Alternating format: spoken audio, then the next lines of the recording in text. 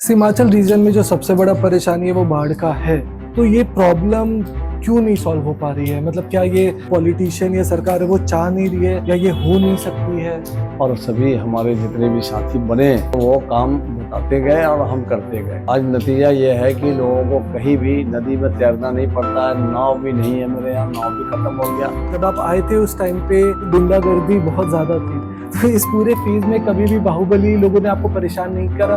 लेकिन हमारी लड़ाई लगातार भाजपा से रहा है और यहाँ की जनता को हम धन्यवाद देते हैं। लोग लगातार हमारे साथ रहे हैं। बाकी इस 20 साल के आपके टेन्योर में ऐसा क्या काम आपको लगता है कि अभी थोड़ा छूट गया है जो आप सबसे जल्दी पूरा कराने की कोशिश? लेकिन बहुत सारा काम अभी छूटा हुआ है जो सरकार को करना चाहिए। और सरकार नया नया स्कीम जो लाया गया है उस स्कीम में फेल्योर है। जैसे नल जल है, शिक्षा है, कई जगह टीचर नहीं है।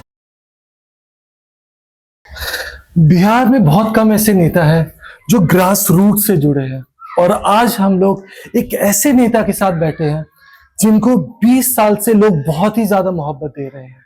हम लोग आए हैं पूर्णिया में, सर की जो क्षेत्र है असेंबली, वहां पर आज हम लोग बैठे हैं मोहम्मद आफाक आलम जी के साथ, और आज उनसे खास बात करेंगे बिहार इलेक्शन के बारे में, उनके क्षेत्र के बारे में और बिहार के विकास के बारे में। तो सर, आपका हमारे पॉडकास्ट में बहुत बहुत स्वागत है। तो कैसे हैं सर आप? ठीक है। अच्छा, तो सर जैसे आपकी मैं पूरी जर्नी देख रहा था, हमारी टीम रिसर्च कर रही थी, तो आपकी शुरुआत आप पटना यूनिवर्सिटी में भी थे और फिर आप जिला परिषद से शुरुआत करी थी। तो वो स्टार्टिंग पॉइंट क्या था कि हाँ यार, अब मुझे आपको पॉलिटिकली एक्टिव होना है? तो उसकी कहानी अगर आप बता पाते। उसकी कहानी तो बहुत लंबी है, लेकिन हमको खुद पता नहीं था कि हमको चुनाव लड़ना है। अच्छा। लेकिन जो भी हमारे यहाँ जनप्रतिनिधि बन के एमपी में आए, हम उनका साथ दिए, वो साथ लिए हमसे, और हम ईमानदारी के साथ उसके साथ हम रहे। जब रहे तो उसके बाद जो है एकाएक जो है लोग चाहने लगे हमको। तो चाहने लगे थे, उसमें कई नेता लोग जो है हमको कहे कि नहीं, आगे बढ़ना है। तो जिला परिषद का चुनाव हम लड़े, भारी मत से हम उसमें जीते हैं। माशाल्लाह। यही मेरा रहा है। उसके बाद जो है प्रयास में थे कि हमको टिकट मिले, तो टिकट यहाँ के लोगों को नहीं मिलता था। अच्छा। हाँ, यहाँ दो बड़ी पार्टी थी, आरजेडी, कांग्रेस। इन लोगों में प्रयास किए तो इन लोगों ने टिकट नहीं मिला हमको। अच्छा। तो समाजवादी पार्टी से हमको टिकट मिला। अच्छा। और उसमें जीत हासिल किया हम, काफ़ी मत से हम जीते उस समय। तो लोगों ने चाहा, और पॉलिटिकल जो भी बड़े नेता थे वो लोग भी चाहे कि हम इनको अपने साथ ले लें। तो आरजेडी में भी चुनाव लड़े थे। तो उस समय किसी कारण से रमजान के मौके से थोड़ा कम वोट से हमारा एक गड़बड़ी हुआ। लेकिन हमारी लड़ाई लगातार भाजपा से रहा है जी। और हम कांग्रेस में को चॉइस किया, और कांग्रेस पार्टी में जब से हम आए हैं जी, लगातार हम बन रहे हैं। और यहाँ की जनता को हम धन्यवाद देते हैं कि जनता हमारे किस तरह से वर्क को, काम को देखा। एकाएक लोगों में एक उत्साह जगा, लोग लगातार हमारे साथ रहे हैं। हर काम में लोगों के बीच हम खड़े रहे, भ्रष्टाचार के खिलाफ हो या विकास के मामले में जो भी हो। हमारा जो इलाका है बाढ़ सैलाब का इलाका रहा है, यहाँ काफ़ी बाढ़ सैलाब आता है जी। और उसमें लोगों को आवागमन में काफ़ी परेशानी होता था। नाव से लोग सफ़र करते थे, घर से भी निकलते थे तो नाव पर भी चढ़ते थे। तो हमने सोचा कि भाई इतनी तकलीफ झेल के लोग जो है यहाँ ये कर रहे हैं, हेडक्वार्टर पूर्णिया जा रहे हैं या कहीं प्रखंड जा रहे हैं जी। तो ये सब चीज़ मेरे नज़र में था। चूँकि हम इस क्षेत्र के हैं, मेरा सरजमीन यही रहा है जी, तो हम विकास की तरफ मेरा ध्यान रहा है। और सभी हमारे जितने भी साथी बने जो हमारे साथ रहे, वो ईमानदारी के साथ रहे जी। हर जगह वो काम बताते गए और हम करते गए। जी। आज नतीजा ये है कि लोगों को कहीं भी नदी में तैरना नहीं पड़ता है, नाव भी नहीं है, मेरे यहाँ नाव भी खत्म हो गया और सारा गाड़ी घोड़ा सब हर जगह जाना शुरू हो गया है। अब देखे होंगे कि अभी भी गाड़ी चल रही है हमारे यहाँ, कहीं पानी नहीं मिलता है, कहीं नदी नहीं मिल रहा है, ये सब चीज रहा है। दूसरे तरफ जो है बिजली नगन था यहाँ। अच्छा। हमारे इस इलाके में जी। मेरे विधानसभा में बिजली था ही नहीं, बहुत कम, नहीं के बराबर। तो बिजली का जब लाइन पर हम आए तो बिजली का बहुत सारा काम हर घर, हर पंचायत में, हर घर में बिजली पहुंचाने का काम हम किए हैं। अच्छा। और ट्रांसफार्मर जो जलता था तो उस समय पैसा से ट्रांसफार्मर मिलता था। अच्छा। लेकिन वो भी भ्रष्टाचार को हम खत्म करवाया। जी। अब जो है आसानी से ट्रांसफार्मर मिल जाता है, लाइन सही ढंग से मिल जाता है। आंधी पानी की वजह से थोड़ा गड़बड़ी है, लेकिन फिर भी लाइन के इसमें जो है हम पूरा खड़े रहते हैं, लोगों को जहाँ से भी खबर मिलता है उस पर हम काम करवाते हैं। तीसरे तरफ जो भ्रष्टाचार जो जिस तरह से चरम सीमा पर चल रहा है, इसमें हम बहुत काम किए हैं और सदन में भी उठाए हैं, सरकार को बताने का भी काम किए हैं। विपक्ष में रहे लेकिन कोई सवाल ऐसा नहीं है कि जिसमें हम सवाल नहीं उठाए। हर चीज पर, शिक्षा पर, स्वास्थ्य पर, सारे चीजों पर हमने सवाल उठाया है। मेरे यहाँ जो है पंचायत तक जो स्वास्थ्य विभाग था जी, प्राइमरी स्वास्थ्य विभाग, ये सब जितना भी था, अभी लगभग 12 ठो जो है फिर नया जो है हमारे यहाँ हुआ है मेरे विधानसभा में जी। और कई ऐसे उप स्वास्थ्य केंद्र बने हैं। बड़ी बड़ी बिल्डिंग अभी भी बन रही है श्रीनगर में और जलालगढ़ में 30 बेड का जो है वो बन रहा है। अच्छा। तो ये सब जो जितना चरमराया हुआ सवाल था, ये था, स्थिति था, उसमें हम काम करवाए हैं। लोग देख रहे हैं जी, काम देख रहे हैं, लोग अच्छी तरह से जान रहे हैं, अच्छी तरह से। और हमेशा हम लोगों के बीच, लोगों के तकलीफ में, दुख में मिलना जुलना, चाहे जहाँ भी हो, हॉस्पिटल हो, ये हो, जो भी मामला मेरे नज़र में आता है जी, हम उसमें काम करते हैं। तो जैसे 20 साल काफी लंबा वक्त होता है और एक साधारण फैमिली से आकर बिहार में पॉलिटिक्स ज्वाइन करके उसमें लीडर बनना काफी टफ होता है। तो और जब आप आए थे उस टाइम पे आपको गुंडागर्दी बहुत ज्यादा थी, तो इस पूरे फेज में कभी भी बाहुबली लोगों ने आपको परेशान नहीं करा? कभी ये जो सीमांचल एरिया है, ये तो बहुत किसी को परेशान करेंगे तब ना हमको कोई परेशान करेगा। हम उस तरफ रहे ही नहीं। अच्छा। हम पढ़े लिखे लोग हैं, हम जानकार लोग हैं जी, सब बात को हम समझते हैं, दीन को भी जानते हैं, मजहब धर्म को जानते हैं हम, कि किसी इंसान को तकलीफ मत दो, किसी को परेशान नहीं करो। इस वजह से हम लोगों को किसी इसमें हम जाना नहीं चाहते हैं। हमको सीधा काम करना है, पब्लिक के बीच जाना है, पब्लिक की बात को सुनना है जी। हम इसी तरफ काम करते हैं जी। बाकी इस 20 साल के आपके टेन्योर में ऐसा क्या काम आपको लगता है कि अभी थोड़ा छूट गया है जो आप सबसे जल्दी पूरा कराने की कोशिश करेंगे? आबादी जिस हिसाब से बढ़ रहा है उस हिसाब से काम छूट ही रहेगा जी। चाहे कोई भी सरकार बनेगी, काम तो करना ही है, उसी काम के लिए सरकार बनाया जाता है। जी जी जी। लेकिन बहुत सारा काम अभी छुटा हुआ है जो सरकार को करना चाहिए था, और सरकार नया नया स्कीम जो लाया गया है उस स्कीम में फेल्योर है। जैसे नल जल है, ये शिक्षा है, इस समय सरकार फेल्योर है, वो अच्छे टीचर नहीं दे पा रहे हैं। अभी कई स्कूल में हम भ्रमण करते हैं, जाते हैं, +2 जो उत्क्रमिक हाई स्कूल बनाया गया है उसमें +2 की पढ़ाई के लिए टीचर है ही नहीं। कई जगह टीचर नहीं है। अब टीचर नहीं है, बच्चा उपलब्ध है अब, लेकिन टीचर नहीं है, तो शिक्षा क्या आगे बढ़ेगा जी। इस पर भी हम सवाल उठाते हैं और कई सवाल है जिस पर हम बराबर सदन में उठाते रहते हैं। सरकार को जो समझ में आता है तो सरकार करते हैं, नहीं तो बहुत सारा काम अभी भी बचा हुआ है जिस काम में हम लगे हुए हैं। बाकी आप जैसे नीतीश कुमार जी के टेन्योर में मिनिस्टर रहे थे, तो उनके साथ थोड़ा काम करने का तो आपको एक्सपीरियंस हुआ था, तो वो एक्सपीरियंस के हिसाब से आपको क्या लगता है कि क्या चैलेंज आ गया था, क्योंकि आपके साथ ही गठबंधन था इनिशियली? देखिए, हम तो लोगों को धन्यवाद देंगे कि हमारे लोग जो है वो उस प्रधान पर बैठाने का काम किए, हमको खुद पता नहीं था। और कांग्रेस के हमारे बड़े नेता राहुल जी हम्म। ये भी मेरा सारा फीडबैक लिए जी और एकाएक जो है हमको मंत्रालय मिल गया। हम जी सरकार में आए, सरकार के हर व्यवस्था को हम देखने का काम किए हैं। उस व्यवस्था में बहुत सारा चीज को हम देखे हैं, जी लेकिन हम बहुत कोशिश किए थे कि हम जहाँ से आते हैं वहाँ जो जो कमी है उसको हम पूरा करेंगे। बहुत सारा सवाल हम लाने का काम किए थे, जी प्रोसीडिंग में लाए थे उस चीज को, लेकिन सरकार नहीं रही। बहुत कम समय में हम रहे, फिर भी उस कम समय में हमारे विपक्ष के जो नेता है तेजस्वी जी जो बोले थे कि हम 10 लाख नौकरी देंगे, जी करीब करीब 10 लाख नौकरी हमारे विभाग में। 500 डॉक्टर बेरोजगार जो बैठे हुए थे, जहाँ डॉक्टर नहीं था वेटनरी हॉस्पिटल में, वो डॉक्टर की बहाली जो है कराया गया विभाग के द्वारा। जी।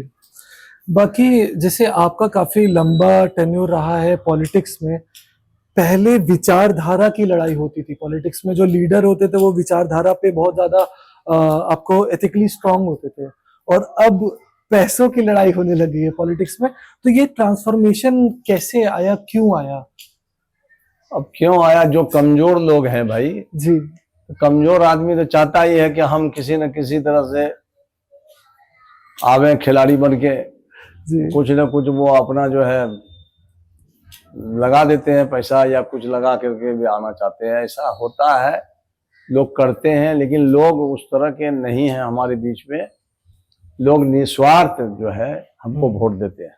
जी।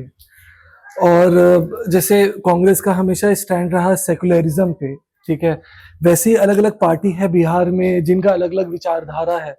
तो आपके हिसाब से पूर्णिया में आपका जो असेंबली है वहां पर लोगों का सहमत किस विचारधारा से सबसे ज्यादा है? कांग्रेस से है विचारधारा। कांग्रेस का जो भी विचारधारा है उस पर है, और महागठबंधन का जो है वो उसका है। सबका मिलके कांग्रेस का एक अपना सोच है, और हम भी अपने सोच से हम चलते हैं। जो विचारधारा कांग्रेस महागठबंधन का है उसी को हम चलते हैं। जी। बाकी बिहार में इस बार के इलेक्शन में जो सबसे इम्पोर्टेंट फैक्टर है वो यूथ है, क्योंकि 60% से ज्यादा जो बिहार की पॉपुलेशन है अभी वो 30 साल से कम है। तो यूथ किस तरीके से जो सीनियर लीडर्स है उनसे रेजोनेट कर पा रही है? क्या आप लोग प्रॉपर्ली उनसे कम्युनिकेट कर पा रहे हैं? क्योंकि उनकी सोच और जो सीनियर लीडर्स है उनकी सोच में थोड़ा तो फर्क सर होता है, जो आपको जनरेशन गैप तो आ गया है। देखिए, ये जो है यूथ का जो सवाल है, यूथ तो अभी बहुत ऐसे यूथ हैं जो पढ़ लिख के अभी बेकार पड़े हुए हैं। अब वो चाह रहा है कि हमको रोजगार मिले, काम मिले। इस सवाल को लेके हम लोग सदन में उठाते हैं, बोलते भी हैं जी कि भाई रोजगार दिया जाए। बेरोजगार लोग जो है बेकार पड़े हुए हैं, और सब घर वाले भी उससे परेशान रहते हैं जो बेरोजगार बच्चा है।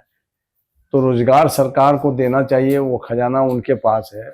कोई फैक्ट्री हमारे यहाँ नहीं है, एक भी फैक्ट्री आज तक नहीं लगा। 20 साल से जो सरकार चल रही है उसमें कहीं पर एक फैक्ट्री नहीं लगाया गया। अच्छा। अगर फैक्ट्री लगता तो रोजगार यहाँ के लोगों को, मजदूर को, किसान को, सबको मिलता। जी वो फैक्ट्री है ही नहीं। जी। फैक्ट्री नहीं रहने के कारण जो है हमारे बहुत सारे बेरोजगार लोग जो है बाहर चले जाते हैं, दिल्ली पंजाब में रहते हैं। अभी भी जा रहे हैं लोग कितने अपने रोजगार के लिए, पेट के लिए। तो वैसे लोग जो है यहाँ परेशान हैं। और हमारी सरकार अगर बनेगी महागठबंधन की, तो हम लोग वादा किए हैं कि बेरोजगार को रोजगार देंगे, काम देंगे, बहुत सारा फैक्ट्री लाएंगे। ये सब चीज है। और एक अभी बहुत जबरदस्त हम लोग का ये चल रहा है, कांग्रेस पार्टी की ओर से, महागठबंधन की ओर से, जो माँ बहन योजना है। अच्छा। उसको हम लोग लोगों को बताने का काम करते हैं कि हर महीने 2500 रुपया, जो महिलाएं कमजोर हैं, एक एक पैसे के लिए मोहताज है, तो उसको 2500 रुपया पर महीना अगर मिलेगा जी, तो उसका कम से कम जो है रोजगार और काम तो हो जाएगा बेचारे। सही बात। उन लोगों का तो उसको भी हम लोग अभी चला रहे हैं, लोगों को बता रहे हैं। इस सब कार्य में हम लोग लगे हुए हैं जी। हिमाचल रीजन में जो सबसे बड़ा परेशानी है वो बाढ़ का है, हाँ और आपके एरिया में भी बाढ़ का परेशानी है। 20 साल से आप सरकार में हैं, कभी आप सरकार के साथ काम कर रहे हैं, रिप्रेजेंटेटिव हैं, तो ये प्रॉब्लम क्यों नहीं सॉल्व हो पा रही है? मतलब क्या ये आपको जो पॉलिटिशियन या सरकार है वो चाह नहीं रही है, या ये हो नहीं सकती है? असली मुद्दा क्या है इसका? देखिए, एक तो सभी लोग जानते हैं इस बात को अच्छी तरह से, किसी चीज का एक समय होता है सरकार चलाने का, जी। और सरकार जब समय के हिसाब से सरकार बनी रहेगी तो रोजगार काम भी उसका होगा, काम भी पूरा हो सकेगा। लेकिन यहाँ होता क्या है, बार बार जो है सरकार पलट जाती है, पलटी मार देता है, जिसकी वजह से बहुत सारा काम रुक जाता है। जी। पदाधिकारी भी फाइल को रोक देते हैं, पदाधिकारी भी काम नहीं कर पाते हैं, तो इस वजह से बहुत सारा काम जो है आगे नहीं बढ़ रहा है। अच्छा। अगर सरकार कंटिन्यू 5 साल सरकार चलाया जाए तो बहुत सारा काम जो है पब्लिक का, लोगों का काम होगा। अच्छा। इस वजह से काम बहुत सारा अभी नहीं हो पा रहा है, यही पलटी मारने की वजह से। जी। बाकी जब हम लोग लोकल एरिया में घूम रहे थे तो एक और मुद्दा बहुत ज्यादा उठ रहा था, वो था पेटी क्राइम्स का, क्योंकि जो सूखा नशा है वो धीरे धीरे बिहार में फैलता जा रहा है, तो उड़ता पंजाब जैसा उड़ता बिहार भी होने वाला है। तो ऐसा प्रॉब्लम आपके क्षेत्र में है या नहीं, और इसके बारे में आपका क्या राय है? देखिए, ये तो है, ये बात सही है, लेकिन जिन लोगों ने ये योजना को लाया है दारू और शराब का, नशा का, ये गलती सरकार की है। अच्छा। पैसा कमाने के लिए सरकार, राज को चलाने के लिए सरकार इस तरह का योजना लाके लोगों को जिंदगी को के साथ खिलवाड़ कर रही है। मैं पहला व्यक्ति हूं कि सदन में इस बात को हम उठाए हैं, और हम खुद बोले हैं कि अगर ये सही है, और राजनीति भी जो है धर्म से, मजहब से जुड़ा हुआ चीज है जी। ये कोई ऐसा वैसा चीज नहीं है। राजनीति धर्म से, मजहब से जुड़ा हुआ चीज है। धर्म में ये कहीं इजाजत नहीं है कि दारू पीना, शराब पीना जायज है, और हर गार्जियन की जिम्मेदारी, हम बोलते हैं हर गार्जियन की जिम्मेदारी है कि अपने बच्चे पर ध्यान दे, अपना वो बच्चा मेरा क्या कर रहा है, वो इस पर गार्जियन का ध्यान नहीं रहने के कारण इस तरह से लावारिस की तरह वो बच्चा जो है रोड पर यहाँ वहाँ कुछ न कुछ गलत लोगों के सोबत में जो है चला जाता है। आप जान रहे हैं अच्छी तरह से, अगर कहीं पर घर में आग लगता है तो घर को बचाने के लिए कई लोग चले जाते हैं जी। अगर नहीं जाएंगे तो वो घर जल जाएगा कि नहीं जल जाएगा? बेशक। तो उसी तरह से किसी के दिल को जलाने के लिए इंसान को आगे बढ़ना चाहिए जी। किसी को घर को बर्बाद होने से सभी लोगों को लगना चाहिए, लेकिन उसमें सबसे बड़ी जिम्मेदारी गार्जियन का है। उस गार्जियन को अपने बच्चे को हिदायत करे कि गलत जगह में नहीं जाए, गलत लोगों से संपर्क नहीं करे। आज राजनीति में भी कई ऐसे लोग हैं जो इस तरह का माहौल बना करके वोट लेने का काम करते हैं। हम तो उस पर एकदम कतई ही नहीं जाते हैं, उस जी, हम उससे बहुत दूर रहते हैं। जी। बाकी अभी जैसे सबसे बड़ा मुद्दा इलेक्शन से पहले एसआईआर वाला है। इलेक्शन कमीशन ने जो एसआईआर का पूरा एक प्रोसेस कर रहे हैं, और तेजस्वी जी का भी रिसेंटली बयान आया था कि अगर चीजें सही से नहीं हुई तो हम इलेक्शन को बॉयकॉट भी कर सकते हैं। तो कांग्रेस का क्या स्टैंड है इस चीज पे, और कांग्रेस क्या कर रही है ताकि इलेक्शन कमीशन फेयरली काम कर पाए? ये इलेक्शन कमीशन जो कर रही है, जो चाल चल रहा है जी, इसको सभी लोग जानते हैं। महागठबंधन के सभी नेता एकजुट होकर अभी जो सदन चला है उस सदन में इसको जोरदार तरीके से उठाया गया है। अच्छा। और निर्वाचन पदाधिकारी के खिलाफ में भी लोग सदन में बोले हैं कि ये मनमानी ढंग से इस तरह से लोकतंत्र का हनन नहीं करें, और अगर उनको ये बनाना है, एसआईआर बनाना है, जो भी बनाना है, तो हर बीएलओ को वो टास्क दे कि इस तरह से अगर करना ही था इनको तो लोकसभा चुनाव में क्यों नहीं कराए जी, कि अभी विधानसभा के चुनाव में इस तरह से करा रहे हैं। इसमें हमारे माननीय राहुल गांधी जी जो है लगातार अभी उसमें आवाज उठा रहे हैं, सदन में भी उठा रहे हैं। अब बिहार में तेजस्वी जी जो है जोरदार तरीके से सदन में भी वाद विवाद में बोले हैं, काफी जोरदार तरीके से बोले हैं कि ये जो अगर इस तरह का हरकत रहेगा तो हम लोग बायकॉट करेंगे। तो सही बोले हैं। और अगर हम लोग बात करें इस इलेक्शन की, तो इस इलेक्शन में बहुत सारी जो रीजनल पार्टीज है वो भी काफी पावर लगा रही है और जन स्वराज भी आया है और कास्ट बेस्ड पूरा इकोसिस्टम बनाने की कोशिश हो रही है। उस इकोसिस्टम से कांग्रेस कैसे लड़ेगी? कांग्रेस को तो अपना ये है ताकत है, अपनी ताकत से कांग्रेस लड़ रही है। और कांग्रेस जो आज से नहीं बहुत पहले से कांग्रेस का यहाँ सरजमीन रहा है और सभी लोग जान भी रहे हैं, लेकिन ये छोटी छोटी पार्टी आके कांग्रेस को कमजोर करने का काम किया। अभी जो पार्टी आई है, इस पार्टी का तो कोई जनाधार ही नहीं है भाई। ये तो अपना दुकान खोल लिए हैं, सब लोगों को समझा रहे हैं, बता रहे हैं, लेकिन ये मुश्किल है। महागठबंधन में ही मजबूती के साथ सब लोग लड़ेंगे और जीत महागठबंधन का ही होगा, सरकार भी महागठबंधन का बनेगा। जी। बाकी अगर मान लीजिए आप पॉलिटिक्स में नहीं होते तो आप क्या करियर चूज करते? पॉलिटिक्स में जो सरकार जो अच्छी पार्टी रहती, अच्छा काम करते पब्लिक के हित में, हम भी तो पब्लिक है ना भाई जी। पॉलिटिकल क्या है, पॉलिटिकल तो ऐसे हैं, लेकिन ये है कि हम भी पब्लिक हैं, हम भी व्यवस्था चाहते हैं। हर व्यवस्था तो सब इंसान को चाहिए, तो उस व्यवस्था में हम नहीं चाहेंगे क्या? सारा व्यवस्था मिलना चाहिए, शिक्षा, स्वास्थ्य, कृषि, किसान जो हमारे यहाँ है जी। इस किसान का हालत जो बद से बदतर हो रहा है। आज आप बताइए कि इस तरह से रजिस्ट्रेशन दे रहे हैं सरकार प्राइवेट स्कूल को, क्या सरकार का ध्यान उस तरफ नहीं है? क्या आपका सरकारी स्कूल में बच्चे का पढ़ाई नहीं हो रहा है? हर गार्जियन, उस गार्जियन को भी समझना चाहिए कि आज हमको क्या करना चाहिए। अच्छी शिक्षा देने के लिए हमको बच्चे को, ऐसी सरकार को हम बनावे कि अच्छी शिक्षा हमारे बच्चे को मिले। जी। आज उसके पास पैसा है तो वो अपने बच्चे को प्राइवेट स्कूल में पढ़ा रहे हैं। बड़े बड़े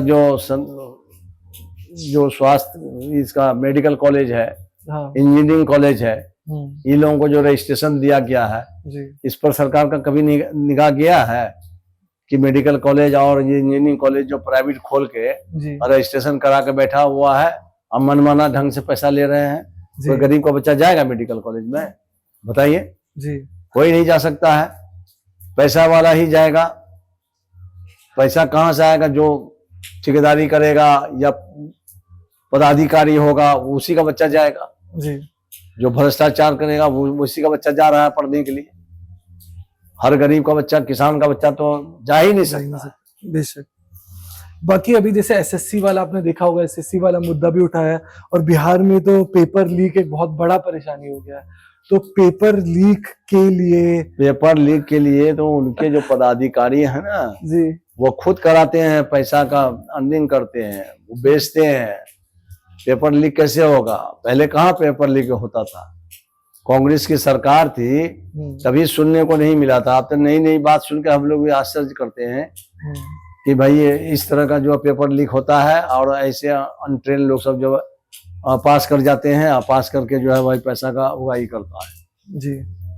तो फिर कौन सुनेगा? मतलब ये बेचारे बच्चे इतना मुश्किल से पढ़ते हैं और एट लास्ट या तो एग्जाम कैंसिल हो जा रहा है, एग्जाम में सिलेक्शन हो जाता है तो पोजीशन कैंसिल हो जाता है। तो अगर सरकार मान लीजिए नहीं कर रही है तो कुछ तो ऑल्टरनेटिव होना चाहिए उन बच्चों के पास। सुप्रीम कोर्ट सरकार नहीं कर रही था, अभी सरकार बदलने के लिए हम लोग घूम रहे हैं ना जी। अब सब लोग को समझा भी रहे हैं, बता रहे हैं कि आपका हालत बद से बदतर होते जा रहा है जी। आप सही लाइन पर आप लोग आइए। बच्चे की जिंदगी को बचाना चाहते हैं तो अच्छी पार्टी में आप वोट दीजिए, अच्छी सरकार बनाइए जो आपका काम करेगा। पिछला जो चीज है जो कांग्रेस किया है, शायद जितनी पार्टी आई है कोई किया है क्या? महागठबंधन का ही सब कुछ किया हुआ है जी। लालू जी उस वक्त रेल मंत्री थे, रेल को सब जानता था। अब ये एक किसी को पूछ ली रेल मंत्री कौन है, बता देगा क्या? नहीं बता सकेगा जी। तो काम करने वाले आदमी का ही नाम होता है। बाकी जैसे अभी आपने बताया जेपी आंदोलन से लालू प्रसाद यादव निकले, नीतीश कुमार निकले, रामविलास पासवान निकले, पर अब जब भी कोई स्टूडेंट आंदोलन करता है तो उसको एंटी इंडिया बोला जाता है, बेचारों पे लाठीचार्ज किया जाता है। इस पे आपका क्या सोच है कि क्या बच्चों को नहीं, ये तो student को गलत politics सोच में- है, ये तो गलत बात है कि जो जनता से आप वोट लेते हैं और उसी जनता को डरा के, लाठी चार्ज करके, लहू लहान करके आप उसकी बात को सुनना पसंद नहीं करते हैं, इसका मतलब है कि सरकार कमजोर है, लाठी से बात करती है, गोली चलवाती है। अब कई सालों से हम देख रहे हैं, यहाँ तक कि जो महिला शिक्षिका जितनी भी थी वो गई थी धरना में अपना मांग करने के लिए, उसका इतना पिटाई किया था कि हम बता नहीं सकते हैं आपको। हम लोग खुद देखे हैं, पटना में जो है इस तरह का हालात पैदा कर दिया था, उसके पदाधिकारी खुद पिटाई करना शुरू कर दिया, महिला को इस तरह से मारा गया था जितनी शिक्षिका थी। आज भी जो है स्टूडेंट सब जाता है अपना मांग लेके, अभी भी जो है काफी उसको जो लाठीचार्ज हुआ है उसके ऊपर में। लेकिन एक बात बताइए, जब स्टूडेंट को खुद प्रोटेस्ट करना पड़ रहा है, ये काम अपोजिशन का है, ऐसा नहीं लगता कि अपोजिशन अच्छे से आवाज नहीं उठा पा रही है, उस वजह से बेचारी अपोजिशन को वहां बोलने देगा तब ना। अंदर में आप लोग देखते नहीं ना कि अंदर में क्या हो रहा है। अंदर में इस तरह का हालात पैदा कर देता है कि बोलने नहीं देता, बोलने के बाद भी लड़ाई का सामना करना पड़ता है। उस लड़ाई में हम लोग चाहते नहीं कि हम लोग लड़ाई करके किसी बात को आगे लावे। हम लोग बाहर में आके मीडिया जी को और सारी बात बताते हैं। अब मीडिया भी एक अंग है, मीडिया निष्पक्ष है, मीडिया को खुद इस बात को उठाना चाहिए जो हालात बना हुआ। क्या उसके परिवार में मीडिया जो बने हुए हैं उसका परिवार नहीं है, उसका बाल बच्चा नहीं है जी। हाँ, वो कितना परेशान है, उनको भी उठाना चाहिए, निष्पक्ष होके बोलना चाहिए। वो लोग तो बोलते नहीं है, बहुत कम बोलते हैं। बहुत कम ऐसे मीडिया है कि जो इस बात को साफ सुथरा तरीके से बोलते हैं जी। बाकी अगर एक यंग बच्चा जो आपको इस पॉडकास्ट में देख रहा है और वो राजनीति में आना चाहता है, इसको अपना करियर बनाना चाहता है, तो आपका क्या एडवाइस है कि एक साफ सुथरा बच्चा राजनीति में बेचारा कैसे आए? राजनीति में वही आएगा जो शिक्षित होगा, जो पढ़ा लिखा होगा। एक पदाधिकारी जो नियुक्त होता है, चाहे वो प्रखंड में हो या जिला में हो, वो पढ़े लिख के आते हैं। और यहाँ राजनीतिक में जो पढ़े लिखे लोग नहीं हैं, जिनको पता नहीं है पढ़ाई लिखाई का, वो राजनीतिक में आके क्या करेगा? वो पदाधिकारी खुद उसको ठग लेगा जी, जिसके कारण और भ्रष्टाचार बढ़ रहा है जी जी जी। हाँ, सिर्फ कलम में उसको कहे दस्तखत करने के लिए वो दस्तखत कर देगा। हम लोग तो देख रहे हैं कि जो फाइल बढ़ा दिया और दस्तखत कर दिया। अब वो फाइल को लेके वो वीडियो साहब कहाँ जा रहे हैं? भ्रष्टाचार इतना बड़ा हुआ है कि उस पर तो सरकार का नजर ही नहीं है। कितना बार हम लोग सरकार को बोले हैं कि भ्रष्टाचार को रोका जाए, पदाधिकारी खुद प्रतिनिधि को ठगता है। अच्छा, तो लेकिन जैसे मैं यूथ से हमेशा बात करता हूँ और एक डर उनके अंदर ये रहता है कि हम लोग पैसों की वजह से नहीं आ रहे राजनीति में, तो आपके हिसाब से, क्योंकि आप तो एकदम साधारण फैमिली से आए हैं और इस लेवल पे आप पहुंचे हैं, क्या पैसा उतना इम्पोर्टेंट है राजनीति? पैसा उतना इम्पोर्टेंट नहीं है भाई। आप सेवा जब करिएगा ना, खुद बखुद पब्लिक आपको चुन लेगी। अच्छा। ना आप सेवा के भावना से नहीं आना चाहते हैं, आप चाहते हैं कि हम किस तरह से पैसा खर्चा करके उस पद पर हम चले जाएं जी। तो कितने लोग ऐसे पैसा खर्चा करके अभी जो चला हुआ है, जब से ये पंचायती राज आया तब से तो वही हाल हो रहा है जी। ये है। चलिए, अब इस पॉडकास्ट का लास्ट क्वेश्चन मैं आपसे पूछना चाहता हूँ कि पॉलिटिक्स में जो भी लीडर होता है उसको बहुत सेक्रीफाइस भी जिंदगी में करनी पड़ती है, तो ऐसा कोई सेक्रीफाइस आपको लगता है जो आपने करा इस 20 साल के उसमें, जिसका आपको थोड़ा गिल्ट भी होता हो कि ये वर्थ नहीं है? वर्क तो जितना मेरे विधानसभा में था करीब करीब हमने पूरा किया है जी। अब तो हम खोज के उसको निकालते हैं या हमारे लोग बोलते हैं, तो उस पर हम उसको काम को आगे बढ़ाते हैं। कुछ ही काम ऐसा है कि उस काम को हमको जितना जल्दी होगा वो पूरा करवा देंगे हम उसको। और खास कर शिक्षा जो है वो सरकार के हाथ में है। बच्चे का पढ़ाई लिखाई निचले स्तर से लेके ऊपर तक जी, वो सरकार के हाथ में है। सरकार उस व्यवस्था को ठीक करे। रोड पुल ये वो तो सदन में बोल के या जहाँ भी बोलते हैं बोल के कुछ न कुछ करवा लेते हैं, लेकिन बहुत सारा काम है। अभी जैसे हमारा किशनगंज इलाका ये सब जो है बाढ़ सैलाब का इलाका है। जी जी जी। कस्बा भी है हमारा, बायसी है हमारा, जी जहाँ सरकार को बड़ा बड़ा प्रोजेक्ट करना चाहिए, काम करना चाहिए, बड़ा बड़ा पुल करना चाहिए। कटान बहुत ज्यादा हो रहा है, अच्छा। कटान को रोकने का व्यवस्था करना चाहिए। मेरे यहाँ भी है, जोका चरमड़े एक जगह है, बेला रिकाबगंज पंचायत में पड़ता है, वहाँ काफी कटान होता है। अच्छा। कई वर्षों से हो रहा, कई बार हम सवाल उठाए हैं। जी छर्रा पट्टी है, जलालगढ़ में पड़ता है, जी। हमारे खुद गुड़ी पंचायत में है। अच्छा। वहाँ नदी का कटान होता है। कई बार हमने सदन में सवाल उठाया है, लेकिन काम को सही ढंग से जो दिखाया जाता है मीटिंग में हम लोगों को, उस तरह से गुणवत्ता के साथ वो काम नहीं किया जाता। अच्छा। हम अब बार बार हम लोग बोलते रहेंगे, अगर उसकी शिकायत भी करेंगे तो वहाँ जो बड़े मंत्री हैं या जो भी हैं उस शिकायत को सुनना पसंद नहीं करते हैं, क्योंकि उनको सरकार चलाना है। तो कोई आदमी अपना शिकायत सुनना पसंद करेगा? सही बात नहीं करेगा जी। वो चाहेगा कि हमारा खाली अच्छा ही बोले। सर आपका हमारे शो में आने के लिए बहुत बहुत थैंक यू। एक बार कैमरा में देख के आपको कैसा लगा हमसे बातचीत कर कर, वो थोड़ा सा अपनी फीलिंग्स आप हमारे दर्शकों तक पहुंचाएं। नहीं, आप तो आए, ठीक है, हमको बहुत अच्छा लगा और बहुत सारा मेरे मन की बात को आप उजागर करवाए, और हम जो भी बोले हैं, जो हालात है उस पर हम बोले हैं।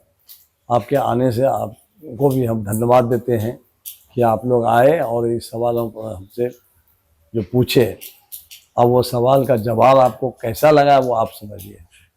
नहीं सर, आपसे बात करके हमें बहुत अच्छा लगा, और हम तो जनता को यही बताएंगे कि एक एजुकेटेड पॉलिटिशियन जो ग्रास रूट से जुड़ा है वो हमारे पूरे इकोसिस्टम के लिए बहुत इम्पोर्टेंट है। और आपकी जो भी विचारधारा थी वो हम लोगों तक पहुंचाए। अब लोग ही मालिक हैं और उन्हें ही डिसाइड करना है क्या सही है क्या गलत है। और ऐसे लोगों से मिलने के लिए और ऐसी पॉडकास्ट को देखने के लिए आप हमारे चैनल को सब्सक्राइब करें और कमेंट में हमें बताएं कि नेक्स्ट लीडर हमें किन से मुलाकात करनी चाहिए। जय हिंद, जय बिहार।